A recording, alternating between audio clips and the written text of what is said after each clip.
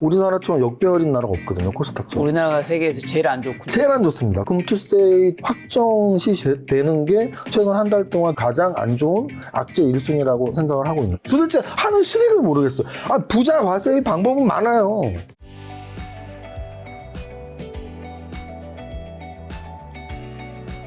자, 최근에 증시 흐름이 그리 좋지 않습니다. 지금 차트에서 보이시다시피 8월 초에 안 좋았다가 좀 올라왔다가 다시 지금 8월 초 그림으로 거의 왔는데, 오늘 증시는 좀 왜 별로 안 좋았고, 그 다음에 뭐 마지막에 좀 오르긴 했지만요. 현재 한국이랑 미국 증시 점검 한번 해주신다면요. 제가 이제 김 작가 채널에 한 2달에 한 번 정도 나오는데요. 맞습니다. 그래서 기억해보면 아마 제가 6월, 7월쯤에 나왔겠죠. 근데 그 당시 기억이 납니다. 지금 장은 어떠나요?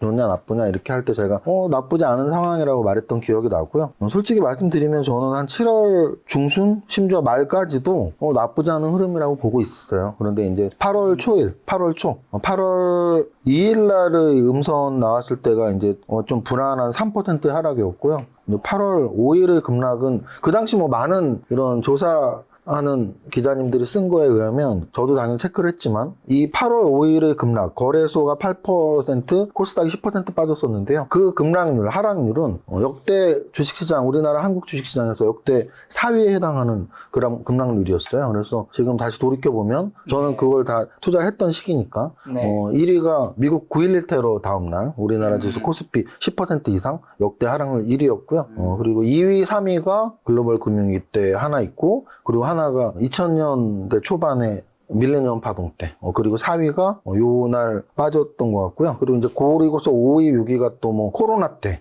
코로나 바닥 때, 이런 식이었어요. 그래서 지금 다시 돌이켜봐도 제가 주식시장에 있었던 9.11 테러 때, 그리고 코로나 3월달 바닥 때, 글로벌 금융위기 10월 바닥 때, 이럴 때는 정말 곡소리 나는 시기였거든요. 근데 그때 코로나 바닥 때나 글로벌 금융위기 바닥 때는 그날 하루에 빠진 게 아니고 계속 빠지다가 마지막 투매 때 한 10%가 빠졌었는데, 9.11 테러 때는 이제 의도치 않은 그런 상황에 의해서 빠진 거잖아요. 근데 마찬가지로 이 8월 5일의 하락은 급락 분위기는 사실 없었거든요, 그 전까지는. 근데 이제 8월 2일날 3% 빠지고 바로 다음날 역대급의 급락이 나와서 이때 사실 저도 약간 멘붕이었고, 모든 투자자들이 멘붕이었고요. 지금 그 한 달 전을 돌이켜보면 그때 왜 빠졌었냐 하면은 고용지표가 좀 나쁘게 나왔었어요.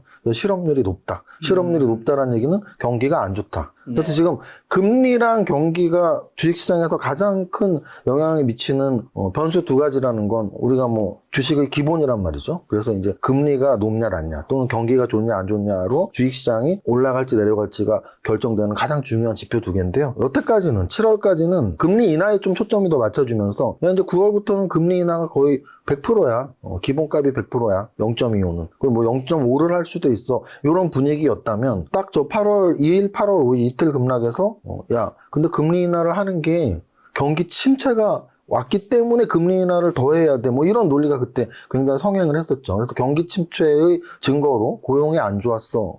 가 됐던 거고요. 그래서 그날 이후로 사실은 만약에 더 빠졌다면은 이제 곡소리가 하루가 아니고 한 달 내내 났어야 되는데, 그날 이후로 반등을 줬어요.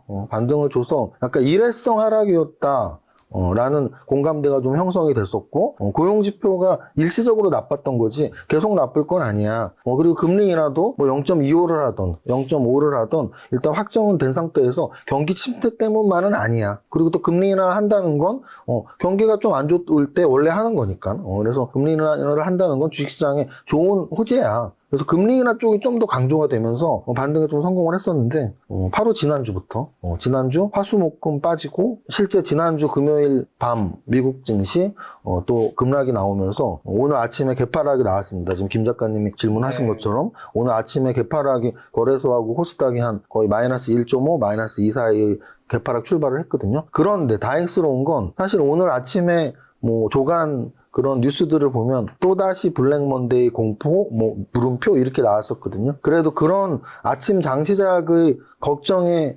비한다면 그나마 마감은 나쁘지 않은 마감을 했지만, 결과적으로는 이렇게 차트로 봐도 이 8월 5일의 저점을 안 깨서 다행이지만 이평선의 아래에 있어서 아직은 안심할 위치는 아니고요.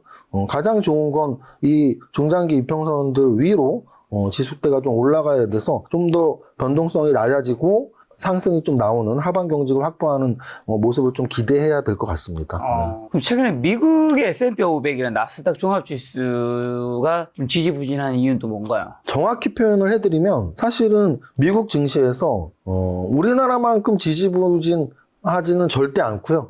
그리고 나스닥이나 필라델피아 반도체 지수가 좀 불안했던 거지 네. 다우 지수를 놓고 보면 이게 뭐 글로벌 지수가 불안한 위치가 전혀 아닌데 라고 느낄 수 있는데요. 제가 한번 세계 증시 차트 중에 일단 미국 증시부터 한번 보겠습니다. 이게 다우 지수 차트거든요. 다우는 뭐 네, 다우 지수 차트를 보면 완전 정배열에서 심지어 지난 8월 30일 정확히 한 열흘 전이죠. 8월 30일이 역사적 최고가였어요. 그래서 8월 5일 날 급락이 나왔었잖아요. 그 급락 이후에 다시 반등을 주면서 충분히 그 하락을 회복하고 역사적 신고가를 찍고 한 5일 떨어졌지만 아직도 역사적 신고가 근처에 있습니다. 그래서 사실 다우지수만 놓고 보면 글로벌 증시는 굉장히 좋아야 돼요. 우리나라 증시도 다우지수만 놓고 보면 3,000포인트 이상을 가야 돼요.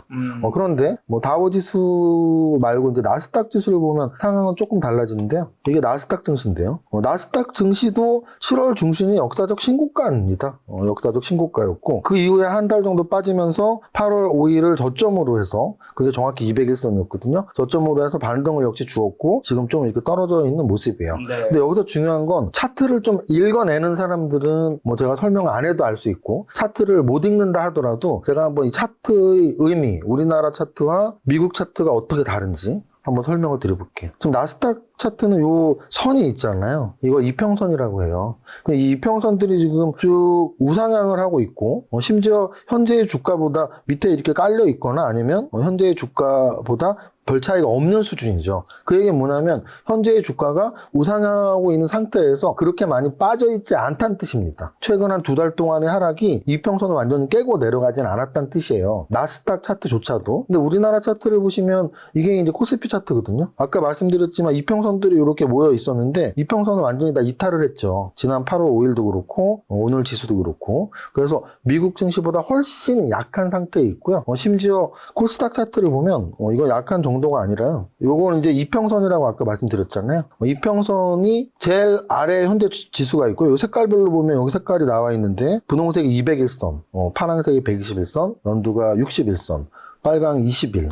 검정색이 5일선, 그리고 현재 지수. 이걸 우리는 완전 역배열이라고 하거든요. 그러면 미국 증시는 완전 역배열은커녕 정배열에서 다우지수는 신고가 근처, 나스닥은 신고가에서 좀 조정받았지만 한 121선, 200일선에 걸쳐있는 수준인데 우리나라 거래소 지수는 모여있던 이평선에 완전히 꺾여있는 수준, 그리고 코스닥은 모여있는 이평선이 수준이 아니라 이평선이 완전 역배열로 내려가 있어요. 그러면 여기서 이제 우리가 생각해야 될 것은 우리나라 증시가 미국 증시보다 약한 게 당연한 거 아니야? 우리나라가 또 미국보다는 경제 발전이 덜 이루어졌잖아. 그럼 세계 증시의 평균 값은 하고 있지 않아? 라고 생각할 수 있다는 거죠. 그럼 우리는 주식 투자자로서 팩트 체크를 해보면 됩니다. 세계 증시가 지금 어떤 상황인지. 자, 일단은 우리나라 지수랑 가장 연관이 있고 유사성이 있는 아시아 증시를 보면요. 이게 일본 니케이 증시인데요. 일본 니케이 증시는 우리나라 거래소 지수랑 조금 흡사한 듯 보이지만 네. 아까 봤지만 거래소나 코스닥하고는 비교도 안 되고요. 그죠? 역배열이 아니니까 거래소와 비슷한 듯 보이지만 거래소 지수는 지금 지난 8월 5일 하락에 요 정도에 와 있거든요. 그래서 8월 5일 이후에 한 2달 정도 우리나라 증시가 더 안 좋았구나. 자, 그 다음 대만 증시를 보면요. 사실 그런 말씀 하시는 분들 되게 많아요. 우리나라 거래소와 코스닥이 글로벌 평균 또는 미국보다 안 좋은 이유는 엔비디아향 반도체 관련 업종의 비중이 크기 때문이라고 말씀하시는 분들이 많거든요. 근데 저는 절반은 동의하지만 절반은 동의하지 않는 이유가 뭐냐면 이 대만 지수 때문이에요. 대만은 우리나라의 삼성전자 시총 비중보다 훨씬 큰 TSMC 비중이 있는 나라거든요. 그리고 우리나라의 삼성전자는 사실 엔비디아하고 지금 큰 접점이 없단 말이죠. SK하이닉스가 접점이 있는 거지. 그런데 TSMC는 SK하이닉스보다 더 엔비디아향 매출이 많고 접점이 크단 말이에요. 그럼에도 불구하고 올라갈 때는 당연히 엔비디아향 TSMC 비중이 높으니까 엄청 빨리 올라갔고요. 내려갈 때도 훨씬 잘 버티면서 나스닥과 비슷하거나 좀 더 강한 수준이에요. 아까 말씀드렸지만 완전 정배열에서 한 121선에 멈춰있는 우리나라 거래소 지수보다 훨씬 강하고 코스닥보다도 강합니다. 아시아 증시에서 사실 약하다고 할 수 있는 나라들은 이제 중국이에요. 그래서 뭐 중국은 홍콩이나 상해를 보더라도 약한 나라이긴 하지만 그 약한 노라도 8월 5일의 저점에서 한참 멀리 떨어져 있는 걸 알 수 있어요. 그리고 이평선이 모여있지, 모여있는 이평선을 다 이탈하거나 코스닥처럼 완전 역배열이 아니라는 건 쉽게 알 수 있습니다. 네. 그럼 일단 아시아 증시에서는 제일 약한 수준이에요. 그러면은 예를 들어 유럽 증시로 가볼까요? 유럽에는 뭐 당연히 시총이 큰 경제 발전국인 독일을 보면 독일은 어느 나라랑 비슷하냐면 다우랑 비슷하다는 걸 알 수 있어요. 왜? 한 일주일 전에 역사적 신고가였고 지금 이평선의 위쪽에 위치하고 있잖아요. 그럼 독일은 다우랑 비슷하니까 세계에서 가장 강한 나라 중에 하나라고 알 수 있습니다. 프랑스는 어느 나라랑 비슷하냐면 우리나라의 거래소 지수랑 좀 비슷하죠. 거래소 지수랑 비슷하게 이평선이 모여있는 데서 좀 꺾여 있지만 그래도 8월 5일의 저점보다 한참 위에 있어요. 제가 왜 8월 5일의 저점을 계속 이야기하냐면 8월 5일보다 지금 한 달이 지났잖아요. 한 달 동안 유독 우리나라 증시가 더 약했거든요. 좀 이따가 왜 더 약했는지 개인적 의견을 말씀드리기 위해서입니다. 자, 그 다음. 유럽에서 사실은 러시아하고 이스라엘은 지금 전쟁을 하고 있잖아요. 전쟁을 하고 있는. 왜냐면 우리나라가 떨어질 때, 전쟁, 하고 있는 그런 뭐 유가, 전쟁 이런 얘기 되게 많잖아요. 네. 그러면 실제로 전쟁을 하고 있는 나라는 어떤지 이게 러시아 차트거든요. 러시아 차트도 8월 5일보다 훨씬 위에 있고 이평선도 거의 정배열이에요. 전쟁을 2, 3년 하고 있는 나라도 우리나라보다 강한 위치고요. 이게 이스라엘 위치입니다.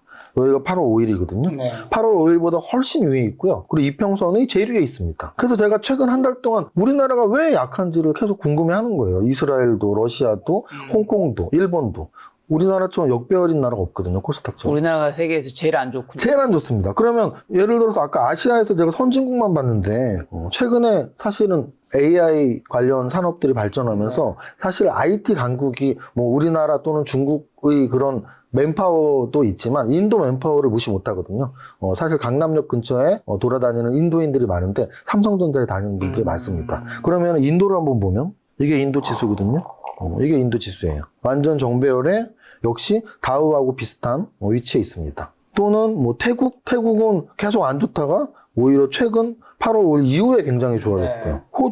호주도 역시 다우하고 비슷해요. 완전 정배열에 이평선의 상위에 있습니다. 그래서 아시아 차트, 유럽 차트, 그럼 이제 뭐 아메리카 차트 한번 볼까요? 제가 캐나다에서 한 2년 정도 살다 와서 캐나다 지수는 좀 재밌게 보고 있는데 캐나다도 사실은 산업이 그렇게 발전한 산업이 많이 없어요. 근데 캐나다도 역시 다우하고 비슷하죠. 완전 정배열에 이평선이 상위에 있습니다. 또는 남미 쪽으로 보면 남미 쪽에 뭐 우리가 브라질이 뭐 인구도 많고 하니까 브라질 차트를 보면 역시 마찬가지로 완전 정배열의 역사적 신고가가 한 2주 전. 그러면 지금 전 세계의 웬만한 차트들을 돌려봤거든요. 다른 거 다 돌려봐도 마찬가지입니다. 차트는 미국 증시 기준으로 다우와 비슷한 차트. 다우와 비슷한 차트는 약간 신기술보다는 전통 기술이 강한 그런 나라들 또는 워낙 중소기업들이 강한 나라들 이런 나라들은 이제 안 무너졌거든요. 그래서 다우랑 강한 차트라는 얘기는 뭐냐면 역사적 신고가를 최근 한 달 안에 찍고 있고 이평선도 크게 붕괴되지 않고 계속 우상향을 하고 있는 그런 나라들이 꽤 있죠. 아시아에도 네. 있고 아메리카에도 있고 유럽에도 있고 그 다음 두 번째는 나스닥하고 비슷한 나라들. 나스닥하고 비슷하다는 얘기는 한 2달 전, 3달 전부터 엔비디아가 꺾였기 때문에 한 3달 전에 고점을 찍고 이렇게 밀려있고 이평선도 약간 살짝 꺾여 있는 그래서 이평선의 하단에 위치해 있을 수도 있는 근데 우리나라 거래소 지수는 나스닥하고 좀 비슷하면서 훨씬 약한 위치에 있습니다. 그리고 마지막으로 듣도 보도 못한 역배열 차트가 있는데 우리나라 코스닥 시장이 그렇습니다. 한국 증시가 세계에서 지금 제일 안 좋은 이유가 또 다른 게 있는 건가요? 또 다르다기보다는 아직 설명을 안 했는데 여러 가지 설명을 드릴 수가 있겠죠. 네. 그러니까 무슨 뜻이냐면 저는 이제 우리나라 증시의 약세를 분석할 때 미국하고 연동이 돼서 뭐 미국 증시가 빠지면 우리나라 빠지고 네. 뭐 당연한 겁니다. 그런데 그거는 하루 이틀의 방향성의 문제예요. 미국 증시가 올랐을 때 우리도 좀 따라 오르고 또 미국 증시가 빠졌을 때 우리도 따라 빠지고 하루 이틀의 연동성은 비슷하게 갈지 몰라도 제가 지금 보여드린 건 이평선이거든요. 특히 121선, 201선 이평선은 6개월, 1년, 2년의 누적값이에요. 이 누적값으로 달라졌다는 얘기는 뭔가 6개월, 1년 동안 우리나라가 미국과 비교해서 또는 글로벌과 비교해서 뭔가는 다른 약점이 있다는 얘기예요. 그럼 우리나라만의 약점이기 때문에 여기서 제외시킬 건 뭐 미국의 금리 인하 또는 미국의 경기 침체. 미국의 경기 침체 때문에 우리나라 코스닥이 제일 안 좋은 건 말이 안 되잖아요. 그러니까 미국의 금리 인하, 금리 인상, 경기 침체 이런 거 제외시켜야 되고 또 국제유가 제외시키고요. 그리고 우크라이나 전쟁, 이스라엘 전쟁, 전쟁을 하고 있는 당사자들이 차트가 더 좋습니다. 다 제외시켜. 그럼 우리나라만의 문제는 뭐가 있을까 해서 길게 보면은 일단은 뭐 기업 문화의 문제일 수는 있어요. 네. 우리나라 기업이 제대로 평가를 못 받는다면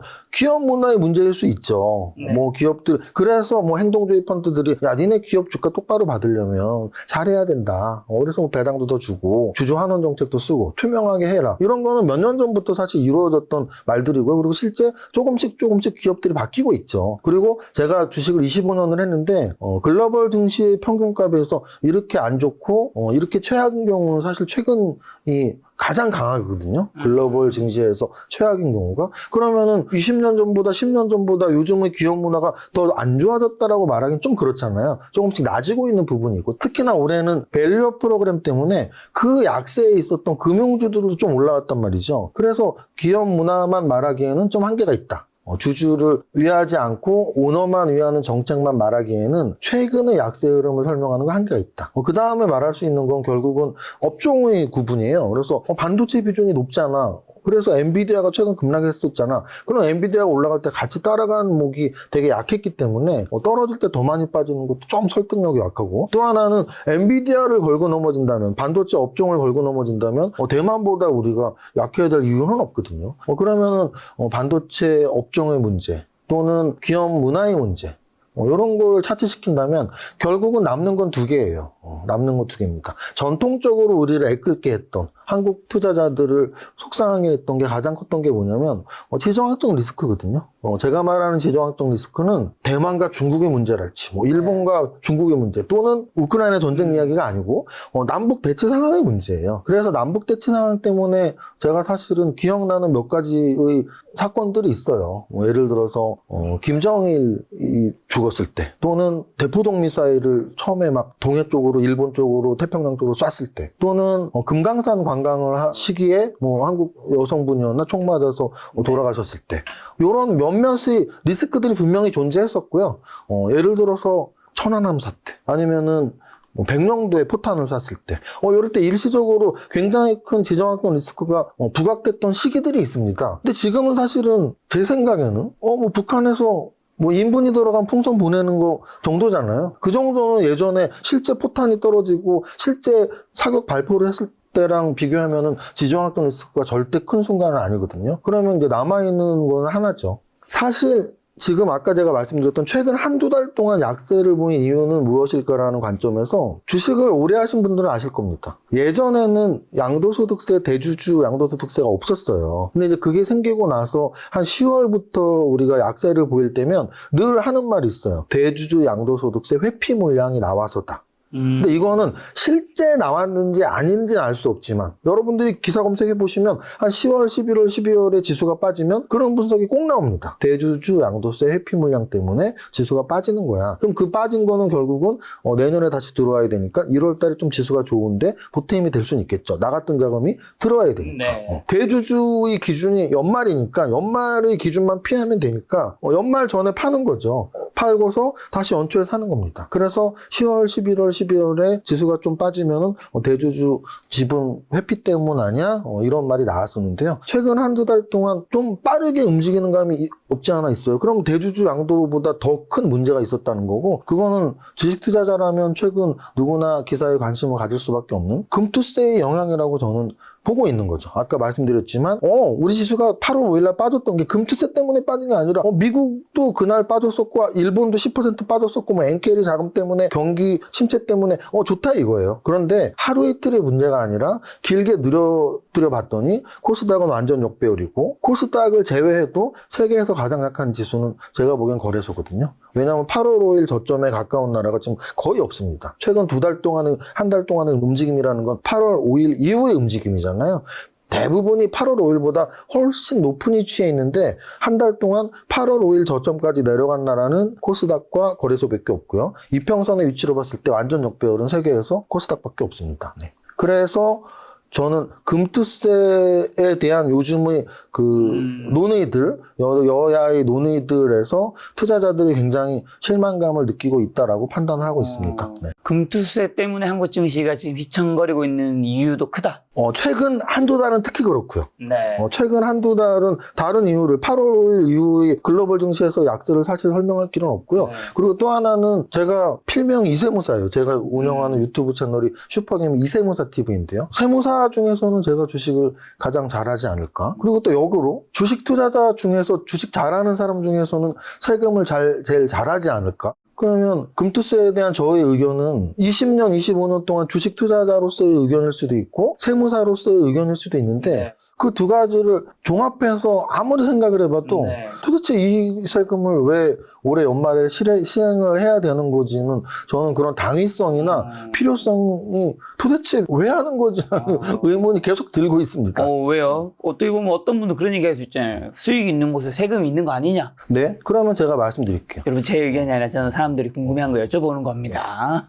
수익이 있는 곳에 세금이 네. 있는 것은 당연한데요. 그러면은 여태까지는 그러면 지난 3, 40년 동안은 입법을 담당하는 국회의원들은 왜 수익이 있는 주식에 여태까지 세금을 왜 안 먹였으며 그러면은 이 타이밍이라는 게 있잖아요. 그럼 수익이 있는 곳에 세금이 있었으면은 30년 전, 20년 전, 10년 전에 매겼으면 되거든요. 또는 장이 아주 좋았을 때. 그게 만약에 정당화가 되려면은 이런 거예요. 제가 이제 부동산 세금하고 많이 비교를 해서 말씀드릴 수 있습니다. 네. 왜냐하면 저는 세무사기 때문에 세법 공부를 했고 세법이 취지라는 게 있어요. 취지. 그러면 결국은 우리가 부동산 관련 세제 중에 제일 그야말로 부자가세라고 우리가 보통 말하는 게 두 가지가 있습니다.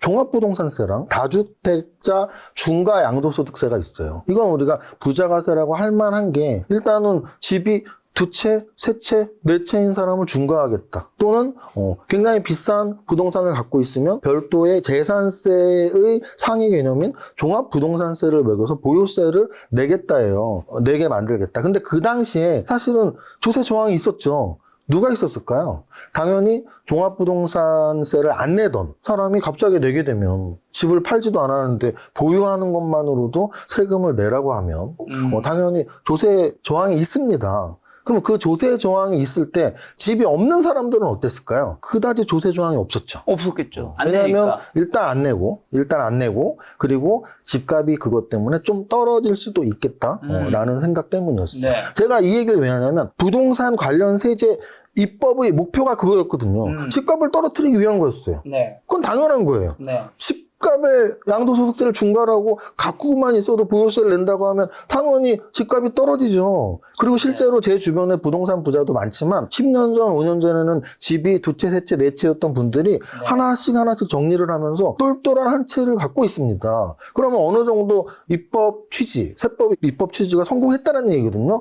야, 여러 집 갖고 있지 마. 중과할 거야. 그리고 너무 비싼 집 막 두세 채 갖고 있으면 보유세도 매길 거야. 그래서 그 이유가 뭔데? 집값 떨어뜨릴 거야. 니네 부동산 투기하고 있잖아. 그래서 집값이 실제 떨어진 효과가 있었고 세네 채 갖고 있던 분들이 그걸 팔아서 한 채만 갖게 되고 그러면 그 팔았던 자금이 어디로 왔냐면 주식시장으로 왔어요. 실제로 국민은행, KB은행에서 부자 보고서라는 걸 발간을 합니다. 여러분들이 KB은행 들어가셔갖고 한번 찾아보세요. 최근 한 10개년간, 5개년간 부자 보고서를 찾아보면 부자들이 얼마가 있어야 부자인지 그리고 그 부자들이 몇 퍼센트의 투자 대상에 투자를 하는지 근데 과거부터 현재까지 계속 바뀌고 있는 비율이 뭐냐면 부자들의 부동산 비중이 낮아지고 네. 주식 투자 비중이 높아지고 있습니다. 거기에는 분명히 부동산 세제 때문에 영향이 있어요. 실제 부자들이 그런 말을 입버릇처럼 하거든요. 나 세금 무서워서. 솔직히 나쁜 말로 나 세금 더러워서. 제가 세무사지만 그런 표현하는 분들 되게 많아요. 세금 내기 더러워서 나 이제 부동산 그냥 강남에 집 한 채 있고 나머지 다 팔았어요. 판 돈으로는 어떻게 재테크 하시나요? 그냥 주식해야죠 뭐. 그런 분들이 굉장히 많아요. 그래서 실제 부자 보고서를 보면 부자들이 부동산을 팔고 주식을 하는 비율이 높아졌습니다. 그러면 이번 금투세의 입법 취지가 뭐냐는 거죠. 부자들한테 과세를 해서 세수 확보, 인정한다 이거예요. 세무사로서 세수 확보는 당연한 거니까 세금을 거둬야지 지출을 하니까. 그런데 이 세금이 주식시장에 긍정적이냐 부정적이냐 즉 아까 말씀드렸던 보유세, 종합부동산세 신설 또는 양도소득세가 원래 있지만 1세대 1주택자는 거의 뭐 면제까지 시켜주는 혜택이 있었는데 한 채 갖고 있는 사람은 혜택 주지만 두 채, 세 채, 네 채 갖고 있으면 중과로 징벌적 과세를 매길 거야는 집에 투기하지 말고 집값을 내리겠다는 입법적 취지가 있었는데 지금 금투세는 그럼 과연 주식을 떨어뜨리려는 목적인가요? 왜냐하면 올리는 목적은 1%도 없거든요. 금투세가 생겨서 주가가 올라갈 확률은 1%도 없습니다. 네. 그러면 주가가 떨어질 확률이 있으면은 사실은 안 좋은 거잖아요. 안 좋은 거죠, 당연히. 그런데 주가를 떨어뜨리게 만드냐 했을 때 지금 떨어뜨리게 만드는 게 앞으로 어떤 분들은 그래요. 주식을 잘 모르시는 분들은 야, 시행해봐야 알지. 시행해보고 안 떨어질 수 있잖아. 근데 시행 안 해봐도 일단 최근 한 달, 두 달 동안 유예를 예상하고 있던 사람들이 사실은 상반기까지도 아유 설마 하겠어? 왜냐하면 주식 투자 저처럼 전문가들은 안 할 거라고 믿고 있었거든요. 이걸 하면 주식시장이 너무 큰 타격을 받을 확률이 높다는 걸 알고 있기 네. 때문에. 그런데 상반기까지는 안 할 거야 라는 생각을 하게 만들었는데 일단은 선거에서 야당이 압승을 했고 야당의 정책이었잖아요. 그러니까 이게 선거에서 압승을 하니까 뭐 해도 되겠다라는 생각을 했겠죠. 근데 사실은 그 선거를 했던 그 표가 금투세에 찬성을 하느냐 금투세에 반대를 하느냐의 선거는 아니거든요. 그거 너무 당연한 거 아닌가요? 선거를 했던 사람들 중에 그쪽을 지지했다 하더라도 여당을 지지했다 하더라도 너네는 금투세를 한다고 하니까 지지할 게가 아닐 수 있잖아요. 그러면 우리가 다수당이 됐다고 해서 우리 정책이 금투세라고 해서 당연히 해야지는 아니고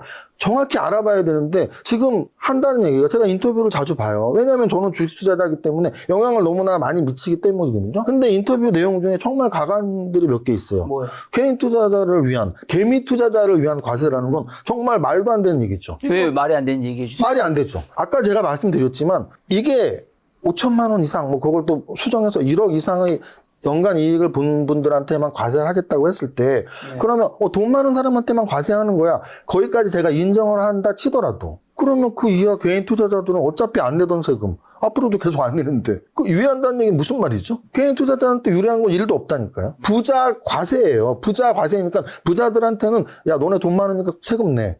입법적 취지가 세수 확보면 인정. 근데 개인 투자자를 위한 건 아니잖아요. 어차피 안 내고 있었는데. 내돈 사람을 안 내게 하면 몰라도 어차피 안 내고 있었어요. 세금적으로는 그렇고요. 그다음 개인 투자자들은 어차피 세금을 안 내고 있던 거 앞으로 계속 안 낼 건데 중요한 건 주식시장이 좋아야 될 거 아니에요. 사실 우리가 저런 거예요. 부동산 투자에서 양도소득세는 당연히 굉장히 오래됐겠죠. 그러면 우리가 집을 안 사나요? 양도소득세 무서워서 집을 안 사는 분들은 없거든요. 왜냐하면 집값이 오르고 오른 값에서 내면 되기 때문이에요. 네. 그러면 주식시장이 금투세가 생겨도 올라야 될 거 아니에요. 근데 아까도 제가 말씀드렸지만 야 요즘 시기는 러시아 전쟁, 이스라엘 전쟁이 있어서야 아니요. 그 나라보다 지금 훨씬 안 좋고요. 네. 아 요즘 시기는 미국의 경기 침체가 있기 때문에 아니에요. 다우하고 나스닥보다 훨씬 안 좋고요. 아시아, 유럽, 아메리카 어느 나라보다도 코스닥은 가장 안 좋아요. 특히 최근 한 달 동안. 그럼 최근 한 달 동안 가장 안 좋았던 이유는 금투세 확률이 아주 높은데 개인 투자자들은 그러면 금투세 도입이 아직 되지도 않았고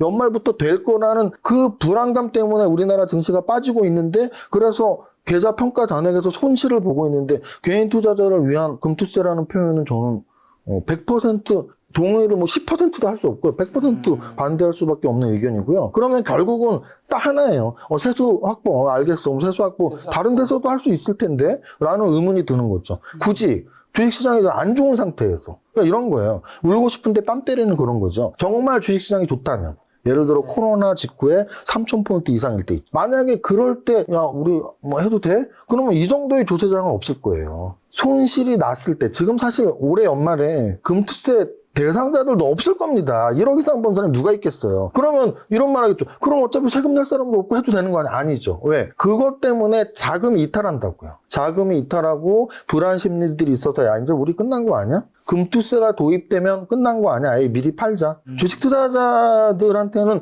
이 재료라는 건 굉장히 선반영되는 개념이 있어요. 근데 사실 상반기까지도 선반영이 별로 안 됐던 거죠. 네. 안 할 거라고 생각했으니까. 근데 이제는 연말이 가까워졌는데 사실은 9월, 이제 10월 지나가면 무슨 12월 달에 안 할 게 번복감 그거 진짜 얄밉고 웃긴 거고. 이제는 정말 판단을 할 시기인데 뭐 아직도 한다 그러니까 그럼 진짜 하나보다. 그러면 내가 대상이 아니더라도 야 그럼 큰 손들도 다 빠지고 그러면 뭐 주식시장이 이제 죽었네. 근데 굳이 내가 한국 주식을 할 필요는 뭐 있어? 아까 제가 보여드렸잖아요. 인도 증시, 브라질 증시가 훨씬 좋은데 굳이 한국 증시 왜 하는데? 미국 증시로만 가도 더 좋은데? 뭐 이런 공감대가 워낙 많이 형성되어 있어서 저는 금투세의 도입 확정시되는 게 최근 한 달 동안 주식시장에서 가장 안 좋은 악재 1순위라고 생각을 하고 있는 겁니다. 네. 굳이 지금 안 해도 되는데 나중에 언젠가 한다 하더라도 일단 타이밍 상으로 너무 약세장일 때 지금 한다고 하고 있는 거고요. 그리고 또 하나는 한다고 했을 때 실익이 부동산 가격 잡겠다고 한 거잖아요. 근데 지금 증시를 잡겠다는 건가요? 증시를 잡겠다는 건가요? 증시를 무너뜨리겠다는 건가요? 도대체 하는 실익을 모르겠어요. 부자 과세의 방법은 많아요. 진짜 부자들이 주식하고 상관없이 부자들이 버는 거, 그래서 우리가 소득세도 누진 과세고 상속세도 누진 과세거든요. 부자들한테 걷는 거는 사실 우리나라는 누진 과세예요. 상속세도 누진 과세고 네. 법인세도 누진 과세고 소득세도 누진 과세고 누진 과세입니다. 많이 벌수록 많이 내요. 그럼 그 세율을 더 높이든지 그 세율을 더 누진 쪽으로 높이든지. 근데 왜 주식시장에서 과세를 하겠다고 해서 주식시장 전체를 죽이는 이런 투자자들이 불안 심리를 만드는지, 특히나 이런 장에서 그런 얘기를 좀 하고 싶었습니다. 근데 이런 장에서 왜 굳이 그렇게 진행하려고 하는 걸까요? 그건 아까 말씀드렸지만 그런 마음인 것 같아요. 우리가 선택받았잖아, 우리 당의 다수로. 우리 공약이었으니까. 우리 공약이고 우리 공약을 지지했잖아. 근데 아까 제가 말씀드렸지만 여당과 야당의 공약은 100가지, 200가지가 있었을 것이고요. 그 전체적인 평균값에서 나 그럼 여당을 지지할래라고 판단했을지라도 그 100개의 평균값이 더 좋아서 지지했다 손 치더라도 절대 주식 투자자로서 금투세를 지지하는 사람은 한 명도 없을 겁니다. 그리고 또 하나는 제가 이 말씀을 꼭 드리고 싶었는데, 제가 이제 기사를 검색하다 제가 좀 좋아하는 말이 있어요. 사실은 제가 이제 국가보훈자입니다. 그래서 우리 큰아버지가 세 분이 국립현충원에 있어요. 뭐 애국자 집안이에요, 솔직히 자부합니다. 그러면은 우리 아버지가 칠형제인데 칠형제의 세 분이 총각 때 돌아가신 거예요. 결혼도 못하고 완전히 젊은 시절 20대 초중반에 돌아가신 거죠. 아마 뭐 6.25 때니까 20대였을 수도 있죠. 10대 후반 20대 초반에 돌아가신 거예요. 그래서 저는 전쟁을 싫어하고 무서워해요. 그래서 전쟁 관련 격언 중에 제가 굉장히 좋아하는 말이 있습니다. 전쟁의 결정은 노인이 하고 전쟁에 나가서 죽는 것은 젊은이다 라는 말을 굉장히 좋아해요. 그런데 제가 사실은 금투세에 관련해서 이 말을 좀 쓰고 싶어서 검색을 해봤더니 우크라이나 전쟁 관련해서 한 말이 있더라고요. 그 말을 정확히 했더라고요. 전쟁은 노인이 결정하고 젊은이들이 죽는데 왜 이렇게 호전적인 이런 결정을 내리면 안 된다라고 이제 뭐 이렇게 여당 청와대 또는 대통령한테 한 말이 기사화된 게 찾아보면 있습니다. 근데 제가 이 말씀을 왜 드리고 싶었냐면 전쟁을 생각해보면 진짜 그렇잖아요. 노인들은 전쟁 참가 안 해요. 죽는 건 젊은이들이거든요. 근데 지금 그 소수의 국회의원들이 저 정치에 관심도 없어요. 국회의원이 300명인지 200명인지 알지도 못합니다. 그런데 그 300명, 200명 되는 그 사람들이 우리나라 주식시장 지금 참여자가 전 참여자도 정확히 알지 못해요. 솔직히 저는 비즈니스로 최적화된 사람이라갖고 저는 그냥 제가 주식해서 돈 벌고 평생 살았어요. 그런데 어쨌든 20명에 10만 배면 200만 명이고 1000만 배면 2000만 명인가요? 뭐 계산도 안 됩니다. 어쨌든 국회의원이 200명이라고 한다면 200명의 만 배가 200만 명이고 10만 배가 2000만 명이잖아요. 만 배, 2만 배이 되는 주식 투자자들의 운명을 왜 200명이 되는 국회의원이 결정하려고 하는지 진짜 도무지 이해가 안 가고요. 주식 투자자들한테 만약에 선거권을 줘서 이거 투표권을 줘서 이거 주투자 관련자들한테 이거 금투세 하는 게 맞냐 안 맞냐고 하면 저는 당의 지지도를 떠나서 거의 90대 10 또는 95대 5라고 자부하거든요. 그러면 주식 투자하는 사람들은 다 부자잖아. 아니요. 제 주변에 주식 투자하는 사람들은 오히려 가난한 사람이 더 많고 젊은 사람이 더 많습니다. 저는 세무사기 때문에 부자들을 많이 알아요. 그리고 저는 부동산 대학원 CEO 과정도 다녔고 석사 과정도 다녔기 때문에 부동산 부자들, 사업하는 부자들, 주식 부자들을 알고 있는데 주식 부자는 진짜 극소수예요. 우리나라의 부자들의 80%는 부동산 부자가 대부분이고요. 그리고 이제 사업하신 부자들. 그러면 주식 투자는 누가 하는데 1000만 명씩 해? 아직 집도 없고. 이제 월급 한 300만 원, 400만 원 받는 젊은이들 중에 나 얼마씩 투자해서 주식으로 돈 좀 벌어서 시드머니 모아서 집 좀 사야지 하는 분들이 1000만 명일 거예요. 그 1000만 명이 주식 투자하고 있는데 주식 투자자들을 죽이는, 시장을 죽이는 결정은 소수의 국회의원이 한다? 이건 마치 전쟁은 결정은 국회의원이 하고 죽는 건 젊은이랑 다를 바가 하나도 없다고 저는 생각합니다.